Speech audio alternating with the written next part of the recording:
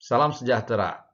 Perkenalkan saya Atma Gita Dharma. Dalam kesempatan ini ingin menyampaikan satu topik dengan judul Konsepsi, Tujuan, Manfaat Analisis Evaluasi Kebijakan Pendidikan yang akan saya jelaskan pada slide-slide berikut ini.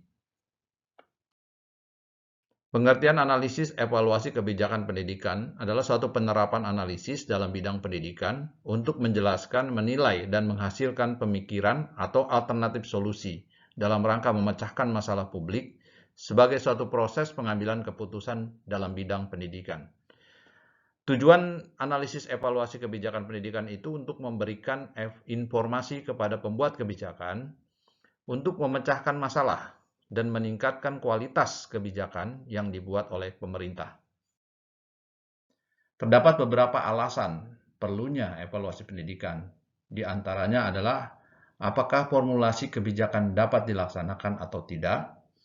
Yang kedua, apakah rumusan kebijakan itu berhasil dilaksanakan atau tidak. Untuk mengetahui juga apakah kekurangan dan kelebihan kebijakan. Dan selanjutnya adalah juga untuk mengetahui seberapa jauh kebijakan pendidikan itu dapat diimplementasikan. Kemudian juga untuk mengetahui kekurangan dalam pelaksanaan kebijakan, serta juga untuk mengetahui dampak yang ditimbulkan. Selain itu, resiko saat formulasi kebijakan dilaksanakan juga dapat diketahui.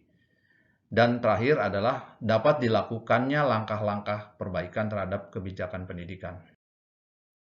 Batasan evaluasi kebijakan pendidikan menurut Supandi 1988 menyatakan bahwa evaluasi kebijakan pendidikan adalah upaya analisis nilai dari fakta-fakta kebijakan pendidikan.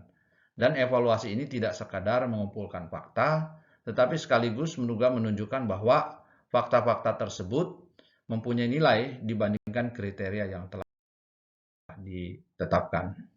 Terdapat bermacam-macam evaluasi kebijakan pendidikan yang dilihat dari segi waktu. Apakah evaluasi itu dilakukan setelah implementasi yang disebut pandangan linier, kemudian apakah evaluasi itu dilakukan pada setiap proses kebijakan, mulai dari perumusan, legitimasi, komunikasi, implementasi, partisipasi, dan evaluasi, maka kebijakan itu disebut dengan pandangan komprehensif. Kemudian substansi evaluasi juga bisa dilihat pada tingkatan pendidikan dasar, pendidikan menengah, dan pendidikan tinggi. Dari segi kontinuitas, evaluasi ini dapat dilakukan secara formatif, yaitu secara terus-menerus, dan juga secara sumatif, yaitu dilakukan pada periode waktu tertentu. Kriteria evaluasi itu juga menggunakan kriteria yang bersandar kepada sebuah patokan yang dibuat secara nasional dan daerah-daerah. Kemudian juga ada yang mengacu kepada acuan norma, yaitu apakah evaluasi kebijakan yang dilakukan itu ada di bawah atau di atas rata-rata secara nasional.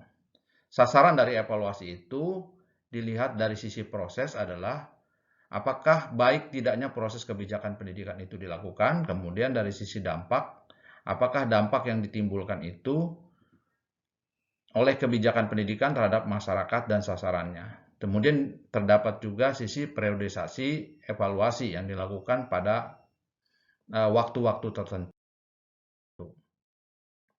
Kemudian kategori evaluasi kebijakan juga bisa berdasarkan kepada kebijakan yang impresionis, yaitu berdasar kepada bukti yang bersifat anekdot dan dipengaruhi oleh ideologi, kepentingan, kriteria tertentu. Yang kedua, evaluasi kebijakan yaitu bersifat operasional yang diaksentuasi pada masalah-masalah pelaksanaan kebijaksanaan. Dan terakhir adalah evaluasi kebijakan yang sistematis, yaitu memperhatikan seluruh komponen sistem kebijakan secara keseluruhan yang bersifat tentunya objektif, menjangkau pada persoalan apakah suatu kebijakan mencapai tujuan dan juga kepada dampak yang diharapkan atau tidak. Kemudian Daun 1981 menggolongkan evaluasi ke dalam 3 kategori, yaitu semu, resmi, dan teori keputusan. Dilihat dari sisi semu apabila mempersoalkan sekedar alat-alat evaluasi saja, tidak menyentuh sama sekali terhadap substansi yang dievaluasi. Yang kedua, evaluasi kebijakan secara resmi selain mempersoalkan validitas, reliabilitas, dan visibilitas alat evaluasi juga terhadap substansi yang dievaluasi. Kemudian yang ketiga, berdasar teori keputusan, ini memperhatikan seluruh kesahihan dan keandalan, juga mempertimbangkan nilai bagi mereka yang terlibat dalam proses pembuatan keputusan. Karakteristik evaluasi kebijakan pendidikan. Yang pertama, tidak bebas nilai, kemudian berorientasi pada masalah, berorientasi pada masa lalu, masa kini, dan berorientasi pada dampak. Kenapa tidak bebas nilai? Karena memiliki perbedaan dalam orientasi penilaian. Yang kedua, kenapa berorientasi pada masalah? Karena ingin mengetahui apakah masalah-masalah yang diformulasikan itu telah terjawab secara memuaskan atau tidak. Kemudian berorientasi pada masa lalu karena evaluasi itu dilakukan kepada sesuatu yang sudah terjadi. Dan dilakukan pada masa kini karena memang evaluasi itu juga harus memperhatikan kekinian dan bahkan menjadi pusat perhatian. Kemudian berorientasi pada dampak, dilihat pengaruhnya apakah dampak itu diharapkan atau tidak diharapkan. Aktor evaluasi kebijakan pendidikan terdiri dari dua bagian, itu aktor formal dan aktor non-formal. Aktor formal terdiri dari pembuat kebijakan legislatif, pelaksanaan kebijaksanaan, yaitu eksekutif, administrator, ya, tingkat lokal dan nasional. Terdapat hubungan di antara ketiga aktor formal tersebut. Bisa terjadi hubungan teknokratika dan hubungan swasta birokratis. Hubungan teknokratika adalah kewenangan pembuat kebijakan itu berada dalam tingkatan yang sangat besar dan hampir mutlak. Evaluasi dilakukan oleh pembuat, harus diterima oleh pelaksana hubungan. Nah, kemudian hubungan birokratis itu adalah keterlibatan pembuat kebijakan sangat kecil di sini. Karena sebagian besar kewenangan evaluasi ini ada pada pelaksana. Bahkan hak kontrol atas pelaksana kebijakan ini sangat ditentukan oleh pelaksana. Selanjutnya, aktor non-formal itu adalah aktor yang berada di luar gelanggang aktor formal. Yang terdiri dari partai politik, organisasi, media massa, tokoh perorangan, mitra pelaksanaan.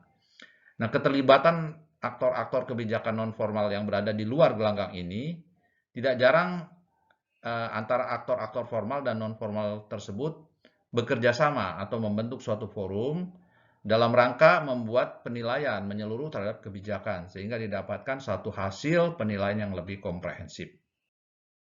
Cakupan evaluasi kebijakan pendidikan yaitu pendekatan input, transformasi dan proses dan output. Kepada input terjadi heterogenitas pada saat input pendidikan dilakukan. Jadi bermacam-macam hal yang berbeda diantaranya adalah karena potensi bawaan, latar belakang keluarga, status ekonomi, lingkungan pergaulan, kekuatan tubuh, dan kesehatan. Proses itu terjadi pada komponen proses yang ada di lembaga pendidikan, yaitu guru, alat, sarana, prasarana, biaya, pegawai, teknisi. Output, apakah output pendidikan itu telah terserap dengan baik? Problem evaluasi kebijakan pendidikan diantaranya adalah tujuan kebijakan yang tidak jelas. Yang kedua, cepatnya perkembangan masyarakat. Yang ketiga adalah masalah yang sudah tumpang tindih. Yang keempat adalah terkaitnya antara masalah satu dengan masalah lain. Kemudian subjektivitas masalah kebijakan. Terima kasih, semoga topik ini berguna bagi kita semua.